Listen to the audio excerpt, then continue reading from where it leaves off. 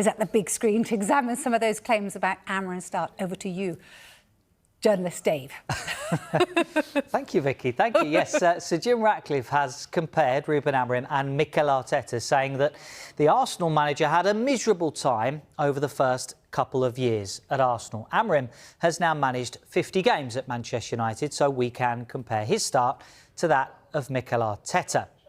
Now, the first thing you're going to notice here is that Arteta had a better win rate. Amorim has won 8 fewer games than Arteta did in his first 50. They've scored a similar number of goals here, but it's the goals against which you'll see a major difference. Amorim's team has conceded 28 more goals than Arsenal did, and they've really struggled for clean sheets as well. They've conceded more than twice on 21 occasions, including against Grimsby and Burnley just this season, and they've conceded 3 or more goals on 9 occasions as well. They let in 4 at Newcastle and Brentford at the back end of last season. It's those heavy defeats which are harder to stomach for ex-players and, of course, the supporters as well.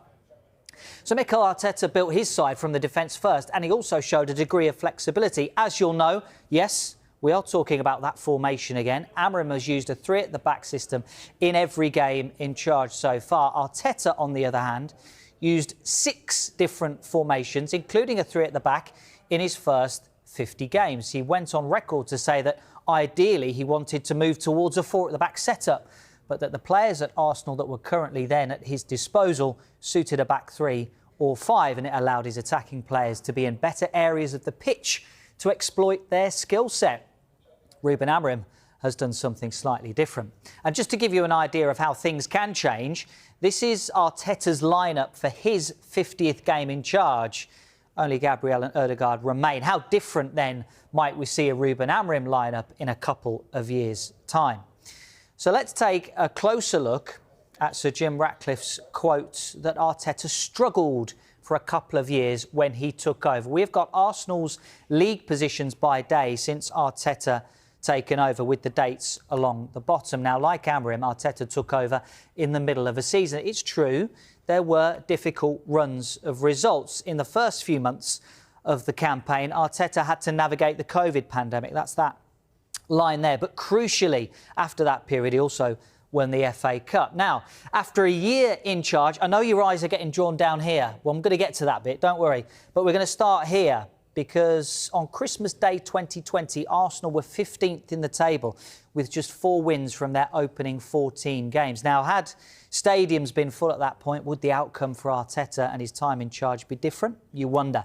And again, at the start of the 2021-22 season here, Arsenal lost their opening 3 games, slumping to the bottom of the table. It seemed like at a couple of different points Arsenal could have pushed the button on Arteta, but they were patient, and now there has been gradual and steady improvement. Arsenal in the title conversation for the last 3 years. Will that patience pay off for Manchester United? Embarrassing. That's how Michael Owen has described critics who argue Manchester United's problems are down to Ruben Amorim's refusal to change formation.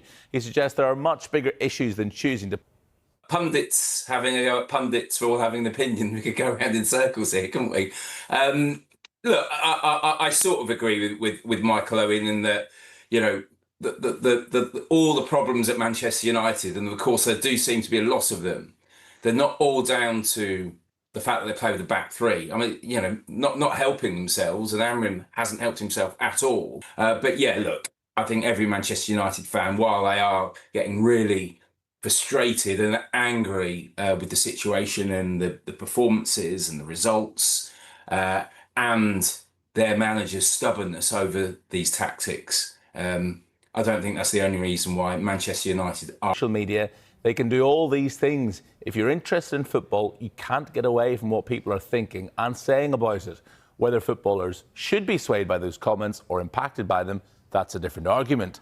But I've got no doubt that people will watch and will listen to people they probably respected and thought were great players growing up. I am of the school of thought that if you tell players that something's in their heads, then it will be in their heads. It's like if you tell players that they're playing too many games, they might get tired.